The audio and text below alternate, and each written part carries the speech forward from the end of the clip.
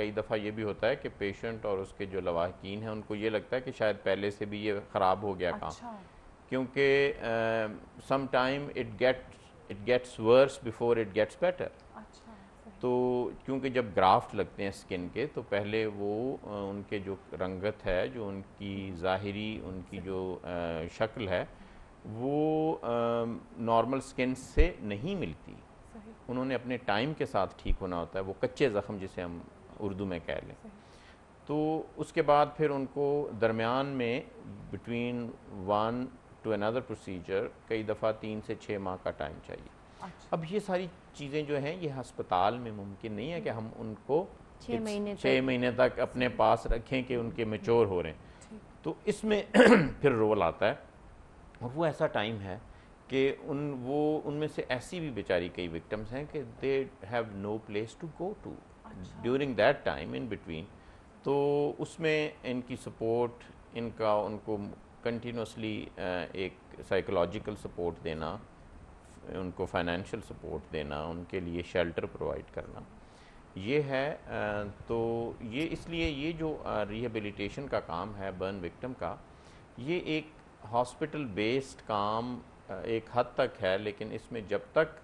ہمیں ایسے ادارے ہمارے پاس نہیں ہوں گے ہم یہ کام جو ہے افیکٹولی نہیں کر سکتے. صحیح. اچھا مسرت آپا، اب میں یہ جاننا چاہوں گی کہ آپ مجھے یہ بتائیں کہ کتنا عرصہ ہو چکا ہے کہ آپ یہ چلا رہی ہیں فاؤنڈیشن؟ کب آغاز کیا تھا آپ نے؟ I started basically in 2003 لیکن 2005 میں ہم نے اس کو رجسٹر کر کے ایک NGO کا جو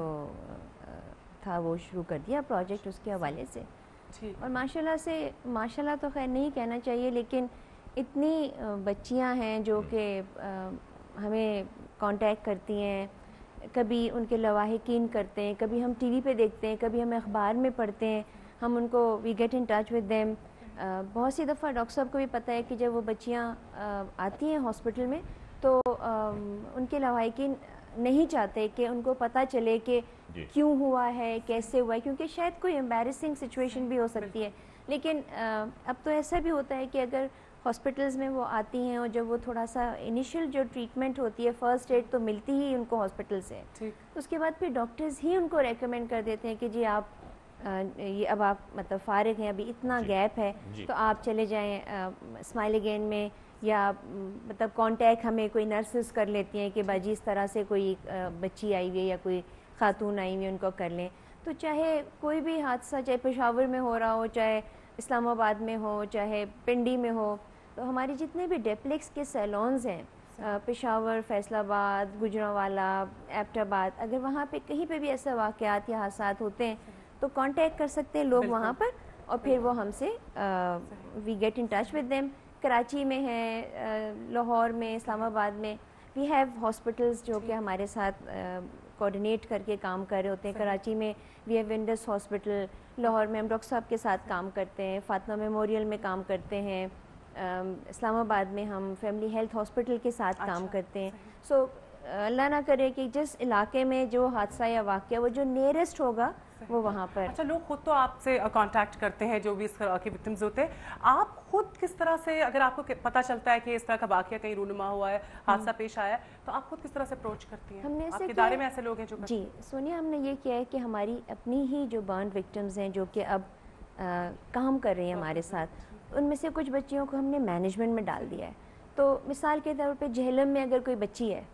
تو وہ جہلم اور اس کے ارد گرد کے جو علاقے ہیں ادھر اللہ نہ کرے کہ کوئی واقعہ ہوتا ہے تو وی کال صابرہ ان سے کہ صابرہ آپ وہاں جا کے جو ہے کانٹیکٹ کر لیں. یا کراچی میں اسی طرح سے جو بچیاں ہیں تو اس میں یہ ہو جاتا ہے گا کہ وہ امیجیٹلی جاتی ہیں. اچھا، جب جلی ہوئی بچیاں ایک اور جلی ہوئی بچی کو دیکھتی ہیں جو کہ ان کو ان سے بات چیت کر رہی ہیں اور ان کو تو وہ ان کے اندر ایک طرح سے نا کانفیڈنس آتا ہے، کہتی ہے اچھا یہ اس طرح ہونے کے باوجود بھی کام کر رہی ہے، اور لک ایٹ ہر کانفیڈنس. گھر والے بھی ہاں، اور پھر ہے نا گھر والے ریلیٹ بھی کر سکتے ہیں. ان کو یہ ہوتا ہے کہ بھائی یہ بھی جلی ہے، اس کو بھی تکلیف ہے. ایسی بھی بچیاں ہوتی ہیں کہ جب آپریشنز ہو رہے ہوتے ہیں تو وہی بچیاں جو ہیں ان کو ان کے ساتھ ساتھ ہوتی ہیں. डॉक्टर साहब मैं चाहूंगी बिकॉज कहते हैं कि डॉक्टर अगर अच्छा हो तो आधा मर्ज वही खत्म हो जाता है, नो डाउट है ना, डॉक्टर साहब के साथ इत्मीनान होता है। बिल्कुल, और मैंने इतना सुन रखा है बहुत अच्छे लफ्जों में। अच्छा, मैं जानना चाहूंगी कि किस तरह से डील करते हैं आप पेशेंट्स की? तरह तरह के लोग आते हैं और जाहिर सी बात है कि वो मेंटली इतने डिस्टर्ब होते हैं, तो क्या किस किस्म की सिचुएशन होती है इस वक्त? देखिए, हमारे पास दो तरह से, ख़ास तौर पे let's focus on acid victim, burn victims. उसमें एक तो आएंगे जो एक्यूट हैं, जो जिनको हमने शुरू में से ट्रीट करना है, अभी वो ज़िंदगी और मौत की कश्मकश में हैं, अभी वो बिल्कुल चंद रोज़ या चंद हफ्ते पहले उनके साथ ये वाक़या पेश आए। उनका ज़ाहिर है कि उस वक्त हमारी जो मेन फोकस है वो उनको सबसे पहले रीअश्योर करना है कि आपका जो ये बर्न है, ये अगर वो इस नौइयत का है कि वो इतना ज़्यादा नहीं है कि वो थ्रेट पोज करता है ज़िंदगी के लिए, तो उनको हम पूरी तरह रीअश्योर करते हैं कि इसमें आपकी जान को इस वक्त ख़तरा नहीं है। हम इसको इंशाअल्लाह ग्रेजुअली आपको हम लेके आगे चलेंगे। और डॉक्टर साहब माजर चाहूंगी, हम ये ट्रीटमेंट के हवाले से बात करेंगे, गुफ्तगू के सिलसिले को आगे बढ़ाएंगे। यहाँ पे वक्त हो गया ब्रेक का, एक ब्रेक लेते हैं, ब्रेक के बाद दोबारा आपकी खिदमत में हाजिर होते हैं।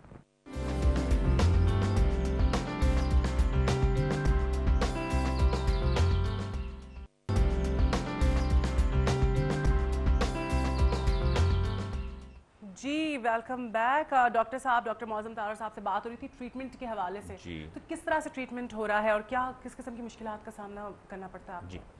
उसमें जिस तरह मैं अर्ज़ करूँ ना कि शुरू वाले में उनके अपने मसाइल होते हैं। फियर ऑफ बर्न जो है ना, ये तो एक आपको पता है कि ये it is ingrained in human psyche, और उसी चीज़ का एक सबूत यह है कि रमज़ान का महीना है तो कुरान मजीद हम सब लोग पढ़ रहे हैं, अगर नॉर्मली नहीं भी पढ़ते, तो अल्लाह ताला ने हमें सीधे रास्ते पे डालने के लिए जिस चीज़ सबसे ज़्यादा जिस चीज़ से डराया वो आग से, वो इसलिए वो और किसी भी कॉर्पोरल पनिशमेंट का इतना ज़िक्र नहीं है जितना आग का है, क्योंकि man new from the very beginning, pre historical जो इंसान था उसको भी पता था कि जितनी अजियत और जो लाइलाज मर्ज़ जो बर्न है वो कोई और नहीं है। जलने का जो है अमल वो इतना तकलीफ़ दे है, और ना सिर्फ ये कि उस वक्त तकलीफ़ दे है बल्कि बाद में इससे जो इंसान एक अच्छा भला है वो किसी भी काम करने के काबिल नहीं रह जाता, सोसाइटी में अपने आप को वो प्रेजेंट नहीं कर सकता। तो ये एक बहुत बड़ा फियर इनग्रेन्ड है हमारे दिमागों के अंदर, ये पूरी तरह ये चीज़ जो है ये मुंजमद है। तो हम उस वजह से जब भी बर्न का विक्टिम आता है तो सबसे पहली जो चीज़ होती है उसको वो फियर है, और वो फियर इतना ज़्यादा होता है कि वो आपके पूरे सिस्टम को उसने जकड़ा होता है। आप जितना मर्ज़ी अच्छा इलाज करें, जब तक आप पेशेंट का फियर जो है वो एलिविएट नहीं करते, उसके जो खौफ है उसको थोड़ा कम नहीं करते, उस वक्त तक अगला इलाज जो है वो आप चाहे कितना भी अच्छा करें उसका वो बेनिफिट नहीं आएगा, क्योंकि आप जो उस मरीज़ का अंदर सिस्टम है उसमें इतनी बड़ा एक तूफ़ान है परेशानी की वजह से, खौफ, मौत का डर, अगली अपनी ज़िंदगी का डर। तो इसलिए सबसे पहले तो रीअश्योरेंस है, उसके बाद फिर एक्यूट फेज़ में हम उसका ट्रीटमेंट करते हैं। उसमें जो पानी की, नमक की कमी है, बर्न एसिड वालों में तो आंखों का मसला सबसे बड़ा ज़रूरी, सबसे पहले तो वो इमरजेंसी है हमारे लिए कि